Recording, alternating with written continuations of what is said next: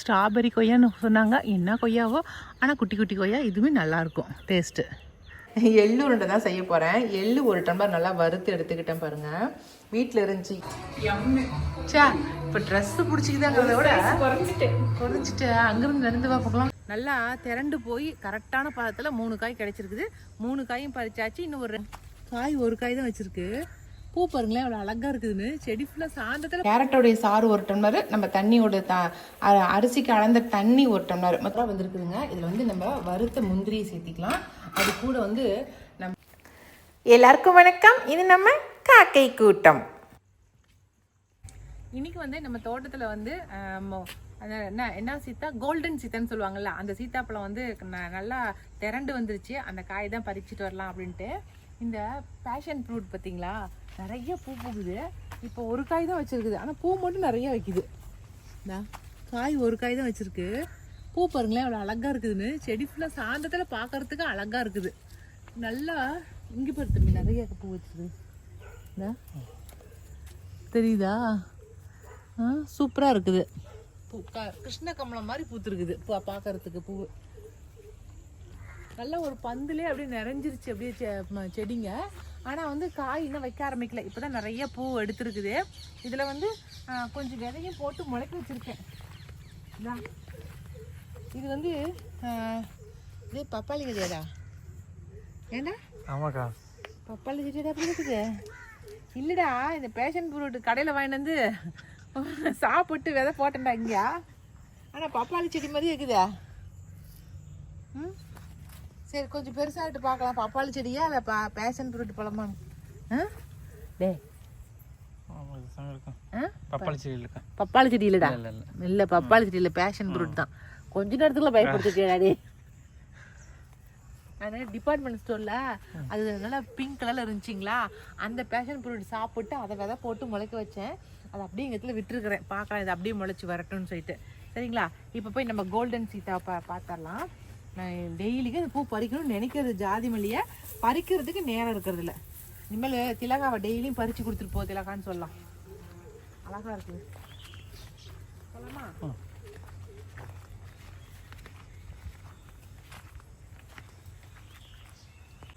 செடி பாருங்க எவ்வளோ பெரிய செடியாக இருக்குதுன்னு சொல்லிட்டு. ஒரு மீடியமான செடி தான், ரொம்ப பெரிய செடியாக இல்லை, ஒரு மீடியமான செடி தான். இதில் பாருங்க ஏற்கனவே காய்ச்சிருந்துச்சு காய்ங்க. அதெல்லாம் அனில் சார் சாப்பிட்டாரு. இந்த காட்டுக்குள்ளே வரவே மாட்டானுங்க. இன்னைக்கு நான் வந்த உடனே உள்ள வந்துட்டானுங்க. கூட கரையா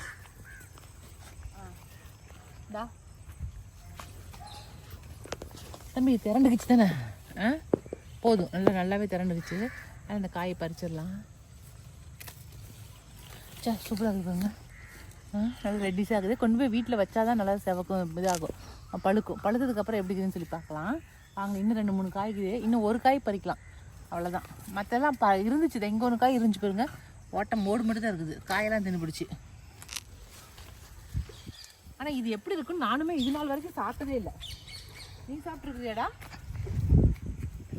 ஏட்டாயினாரு இல்லைக்கா, நீ சாப்பிட்டது இல்லையா? அவ்வளோதாங்க, 3 காய் இருக்குது. சூப்பரான நல்லா திரண்டு போய் கரெக்டான பதத்தில் 3 காய் கிடைச்சிருக்குது. 3 காயும் பறிச்சாச்சு. இன்னும் ஒரு 2 நாள் கழிச்சு தான் சாப்பிட முடியும். நான் சாப்பிட்றப்ப சாப்பிட்டு இதனுடைய டேஸ்ட் எப்படி இருக்குதுங்கிறத சொல்கிறேன் நான். ஓகே, வாங்க போகலாம். போகலாமா? அடுத்ததா நம்மளுடைய எலுமிச்சைக்காய். அக்ரூட்டா இது நல்லா தான் இருக்குது. நிறைய காய் வச்சுக்குது. இன்னும் கொஞ்சம் பழுக்கணும் காய். நல்லா இது மாதிரி எல்லோ கலராக வரணும். டே, அவன் மஞ்சள் கலட்டை போட்டு பெரட்டுறானுங்கடா.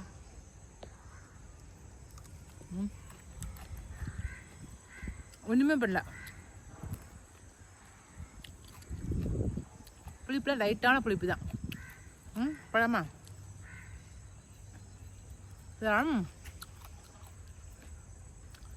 சேலட்லாம் செய்கிறாங்கள்ல, அது மேலே வந்து இதெல்லாம் கட் பண்ணி சீவி போடுவாங்களாம். இதை நல்லா இருக்குது. நம்ம அப்படியே பச்சையாகவே எடுத்து அப்படியே தோலோடு சாப்பிட்றலாம். அவ்வளோ சூப்பராக இருக்குது சாப்பிட்றதுக்கு. ஓகே, அவ்வளோதான். இன்றைக்கி அறுவடை நமக்கு முடிஞ்சிருச்சு. போகலாம். சரி, அப்போ 6 மணி ஆயிடுச்சு. கொசு கடிக்க ஆரம்பிச்சிருச்சு. வாங்க போகலாமா?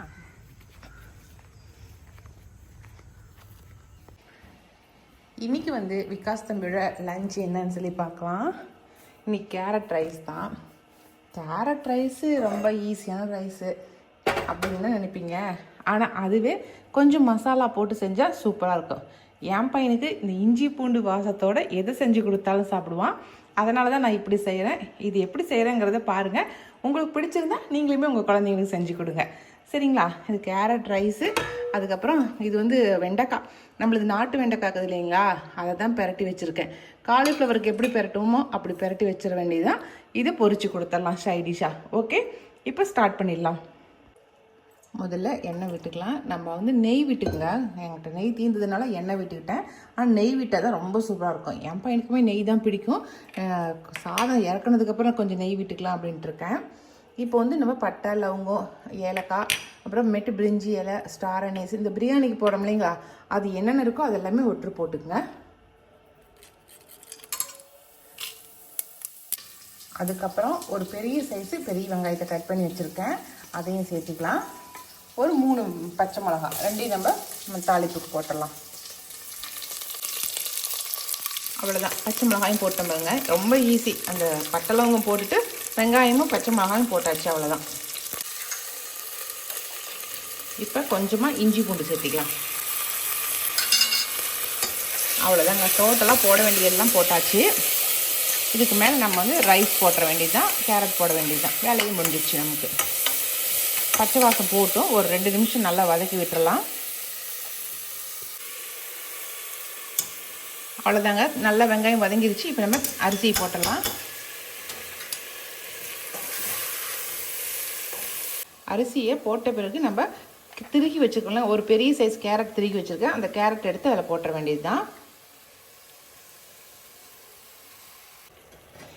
ஒரு கேரட்டை திருகி போட்டுட்டேங்க. மீதி ஒரு கேரட்டை வந்து அரைச்சி அதுக்கு சாராக எடுத்திருக்கேன். இப்போ டோட்டலாக கேரட்டோடைய சாறு 1 டம்ளர், நம்ம தண்ணியோட அரிசிக்கு அளந்த தண்ணி 1 டம்ளர், மொத்தம் 2 டம்ளர் தண்ணி எடுத்திருக்கேன். அரிசி 1 டம்ளர் போட்டிருக்கேன். 1 டம்ளர் அரிசிக்கு 2 டம்ளர் தண்ணி ஊற்றிருக்கேன், சரிங்களா? அவ்வளோதான். நம்ம இன்னும் உப்பு போடவே இல்லை, ஃபஸ்ட்டே போட்டிருக்கணும், மறந்துட்டேன். இப்போ உப்பு போட்டுக்கலாம். நீங்கள் ஃபஸ்ட்டே போட்டுருங்க, நான் மறந்துட்டேன். நான்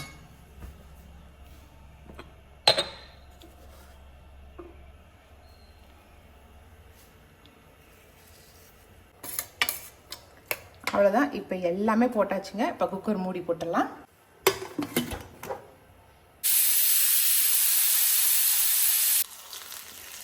அடுத்ததாக சைடிஷ்ஷு வெண்டைக்காய் ஃப்ரை. நம்மளுக்கு தான் நாட்டு வெண்டைக்காய் நிறையா இருக்கு இல்லைங்களா, ஏன் அதை குழம்பையே வச்சிட்ருக்கணும் அப்படின்னு சொல்லிட்டு தான் இப்போ அதை ஃப்ரை பண்ணி கொடுக்கலாம் அப்படின்னு. நான் வந்து ஸ்லைஸாக கட் பண்ணி இன்னும் கொஞ்சம் சன்னமாக கட் பண்ணியிருக்கணும். வினிஷா தான் சத்தம் போட்டேன், இவ்வளோ பெருசெல்லாம் கட் பண்ணக்கூடாதுமா, கொஞ்சம் இன்னும் சன்னமாக கட் பண்ணுமான்னு. சரி, நெக்ஸ்ட் டைம் இன்னும் கொஞ்சம் சன்னமாக கட் பண்ணிடலாம் அப்படின்ட்டு எல்லாம் ஏதோ எனக்கு தெரிஞ்ச மாதிரி கட் பண்ணி எல்லாம் பரட்டி வச்சுட்டேன். நைட்டே ரெடி பண்ணி வச்சுட்டேன். இப்போ காலையில் அதை ஃப்ரை பண்ணி கொடுக்குறேன். நல்லா மொறுன்னு பொரிச்சு கொடுத்துடலாம். சாப்பாடு சூப்பராக வந்திருக்குதுங்க. இதில் வந்து நம்ம வறுத்த முந்திரியை சேர்த்திக்கலாம்.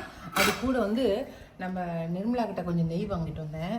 அதனால் ஏன்னா இந்த கேரட் ரைஸ்னாவே என் பையன் கொஞ்சம் நெய் விட்டால் தான் நல்லா இருக்குது அப்படிமா, அதுக்கு தான் நெய். சொந்தக்காரங்க பக்கத்தில் இருக்கிறது எவ்வளோ யூஸ் ஆகுது பார்த்தீங்களா? எப்படி இருக்குது சாதம்? பார்க்க பிரியாணியாட்டுங்க தான் என் பையனுக்கு. அதனால் கேரட் ரைஸு இந்த மாதிரி செஞ்சு கொடுங்க, சூப்பராக இருக்கும். எப்படி தம்பி? அவ்வளோதான், லஞ்ச் வந்து பேக் பண்ணியாச்சு. கேரட் சாதம், அதுக்கப்புறம் வெண்டைக்காய் ஃப்ரை. இதுக்கு மேலே எதுவுமே அவன் எடுத்துகிட்டு போகிறது கிடையாது. அவ்வளோதான். ஓகே, இந்தா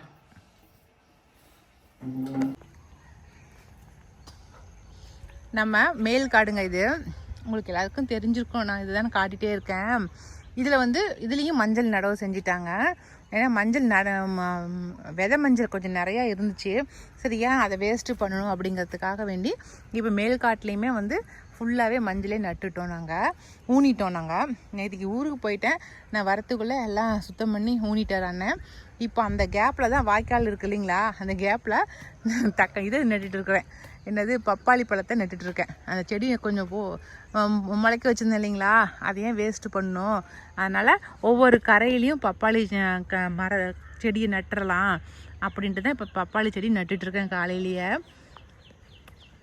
நம்ம வீட்டில் இன்னொரு கொய்யாக்கா செடி இருக்குது பாருங்கள். இது வந்து இன்னொரு கொய்யாக்கா, ஸ்ட்ராபெரி கொய்யான்னு சொன்னாங்க. என்ன கொய்யாவோ, ஆனால் குட்டி குட்டி கொய்யா. இதுவுமே நல்லாயிருக்கும் டேஸ்ட்டு. காட்டுக்குன்னு மேல் காட்டுக்குன்னு வந்துட்டுமா நம்ம எதையாவது ஒன்று பறித்து சாப்பிட்லாம். அந்தளவுக்கு நமக்கு வந்து சாப்பிட்ற காய்கறிகளை பழங்களாக வச்சுருக்குறோம். இந்த நட்டுட்ருக்காரு. டோட்டலாக பார்த்தா ஒரு 10 பப்பாளி செடியே வச்சுருப்பேன் நான். ஏன்னா ஒன்று இல்லாட்டினாலும் ஒன்று பழம் வரட்டும், எக்ஸ்ட்ரா இருந்தால் கடைக்கு கொண்டு கொடுத்துர்லாம் அப்படின்ட்டு தான் வச்சுருக்கேன். வரட்டும், நல்லா வந்து காய் வரட்டும் ஃபஸ்ட்டு. இன்றைக்கி வந்து ஈவினிங் ஸ்நாக்ஸாக வந்து ரவா உருண்டை தாங்க எள்ளு உருண்டை தான் செய்ய போகிறேன். எள்ளு ஒரு டம்ளர் நல்லா வறுத்து எடுத்துக்கிட்டேன் பாருங்கள். வீட்டில் இருந்துச்சு, என்னடா சாப்பிட்லான்னு தோணுச்சு, என்ன செய்யவும் சாப்பிட்றதுக்கு இல்லை. பார்த்தேன், சரி இருக்கிற எள்ளை வந்து உருண்டையாக பிடிச்சிடலாம் அப்படின்ட்டு எள்ளை வறுத்து எடுத்து கொட்டி வச்சுட்டேன். பனவெல்லம் ஒரு கொஞ்சமாக ஒரு கால் உருண்டை மட்டும் உடச்சி எடுத்து வச்சுட்டேன். அதுக்கப்புறம் ஒரு அரை டம்ளர் அளவுக்கு நமக்கு நிலக்கடலை, அதையும் நல்லா வறுத்துட்டேன். அவ்வளோதான், இதையும் புடைச்சி எடுத்துக்கலாம். அதுக்கப்புறம் நம்ம ஆரி மாவு, ஆரி ரொட்டி, இது கொஞ்ச நேரம் நல்லா சுடலான்னு தான் வேக வச்சிட்ருக்கேன். நல்லா வேகட்டும் ஆரி ரொட்டி. வெந்ததுக்கப்புறம் இதையும் எடுத்து அதில் உடச்சி விட்டு எல்லாத்தையும் ஒன்றா சேர்த்து உருண்டை பிடிச்சிட வேண்டியதுதாங்க. இருக்கிறதுலே ரொம்ப ஈஸியான ஸ்நாக்ஸ் இதுதான். இப்போ சாயந்தரமாக குடிக்கிறதுக்கு இன்றைக்கி வந்து சங்கு பூட்டி குடிச்சிடலான்னு அது ரெடி பண்ணிட்டுக்கிறேன். இது ஒரு பக்கம் வேகட்டும். அவ்வளோதாங்க, ஈஸியாக பாருங்கள், ஒரு 5 நிமிஷத்தில் எள்ளு உருண்டை ரெடி ஆயிடுச்சு. நம்ம ராகி ரொட்டி சுட்டேன் இல்லைங்களா, அதில் ஒரு ரொட்டி தான் போட்டிருக்கேன். ஆனால் 2 ரொட்டி போட்டிருக்கலாம். 2 ரொட்டி போட்டிருந்தா இன்னும் கொஞ்சம் டேஸ்ட்டாக இருந்திருக்கும். பனவெல்லங்கிறதுனால ரொம்ப டேஸ்ட்டாக இருக்குது. உருண்டைகளை பிடிச்சி வச்சுட்டேன். இருக்கிற மிச்ச உருண்டைகளையும் பிடிச்சி வச்சாக்கா ஒரு 2 நாளைக்கு இது நம்ம வீட்டு ஸ்நாக்ஸாக நம்ம வீட்டில் இருக்கும். சரிங்களா? ஓகே. வேலையெல்லாம் முடிச்சதுக்கப்புறமேட்டு சாயந்தரமாக நானும் வினிஷா, சுகன்யா 3 பேர் வந்து சேலம் போயிருந்தேங்க. சுகன்யாவோட பொண்ணுக்கு வந்து ட்ரெஸ் கொஞ்சம் எடுக்கலாம் அப்படிங்கிறதுக்காக தான் மேக்ஸ் வரைக்கும் போயிருந்தோம். அங்கே போய் பார்த்தாக்கா ரொம்ப அழகாக இருந்துச்சு ட்ரெஸ்ஸுங்களாம். எந்த துணி கடைக்கு தான் போய் பார்த்தா துணிங்களாம் அழகாக இல்லாமல் இருக்குது, நீங்களே சொல்லுங்கள். அதனால் வினிஷா பொண்ணு பார்த்துட்டு ட்ரெஸ்ஸுங்கெல்லாம் எடுத்து வச்சா. சரி நீயும் எடுத்துக்கிடா அப்படின்னு. அதில் வந்து ஒரு ஒயிட் கலர் ட்ரெஸ் ஒன்று எடுத்திருந்தா. பார்க்குறதுக்கு ரொம்ப அழகாக இருந்துச்சு. ப்ளைன் ஃபுல்லாகவே ஒயிட்டு தான், ஆனால் அதில் டாட் போட்ட மாதிரி இருந்துச்சு. அதில் அவளுக்கு என்ன சந்தோஷம் அப்படின்னாக்கா, முன்னே இருந்த சைஸோட இப்போ எடுக்க போகிற சைஸ் வந்து அதோட ஒரு சைஸ் சின்னதாக ஃபிட்டாக இருந்துச்சு அவளுக்கு. அதுதான் சரியாக இருந்துச்சு.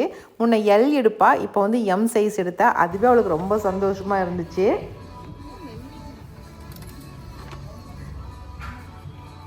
கரெக்டாக தான் இருக்குது சைஸு, ஆனால் இது வந்து சுருங்காது.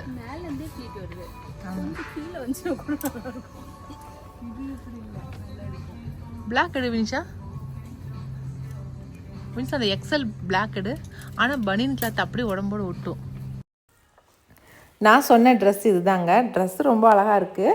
சைஸ் வந்து முன்னை விட இந்த சைஸ் வந்து சின்ன சைஸ் தான் இப்போ எடுத்திருக்கா. அதனால் நல்லா ஃபிட்டாக நல்லா கரெக்டாக இருந்துச்சு.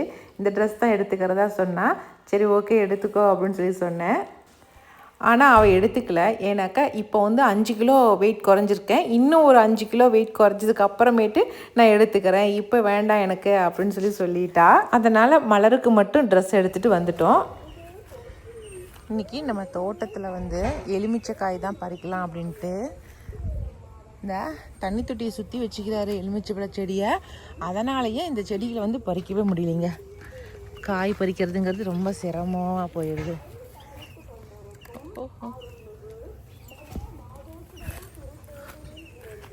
சூப்பராக லில்லி பூ பூத்துருக்குது பாருங்க, ரெயின் லில்லியில் இல்லை, இது ரோட்டில் சூப்பராக பூ பூத்துருக்குது. என்ன பூன்னு தெரியல, ஆனால் இந்த கிழங்கு கடந்துச்சு ரோட்டில், பறிச்சுட்டு வந்து வச்சேன். சூப்பராக பூத்துருக்குது பாருங்களேன், அழகாக இருக்குல்ல.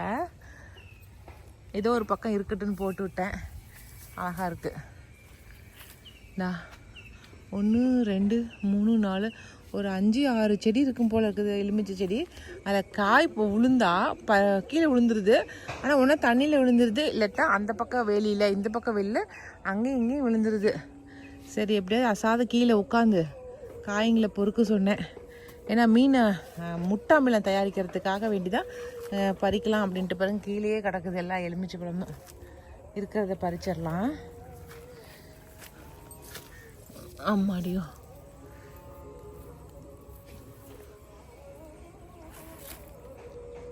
எல்லாம் பொறுக்கிட்டீங்களாங்கண்ணா? பொறுக்கிட்டே வரீங்களா?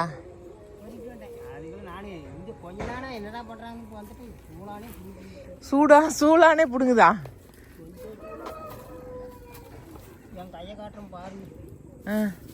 ஏன்னா தேங்காய் தரையிட்டு வந்துருக்கலாம்ல. ம் ம் ம் ம் முட்டாமிலம் தயாரிக்கிறதுக்கு தான் பறிச்சுட்டு காட்டுறோம். மொத்தமாக எலுமிச்சக்காய் இவ்வளோ தான் வந்துச்சு. விலைக்கெல்லாம் கொடுக்கறது கிடையாது. முட்டாமிலம் தயாரிக்கிறதுக்கே எங்களுக்கு சரியாக போயிருக்குங்க. இன்னைக்கு வீடியோ இதோட முடிஞ்சிருச்சுங்க. இந்த வீடியோ பிடிச்சிருந்தா லைக் பண்ணுங்கள். மறக்காமல் நம்ம காக்கை கூட்டத்துக்கு சப்ஸ்கிரைப் பண்ணிடுங்க.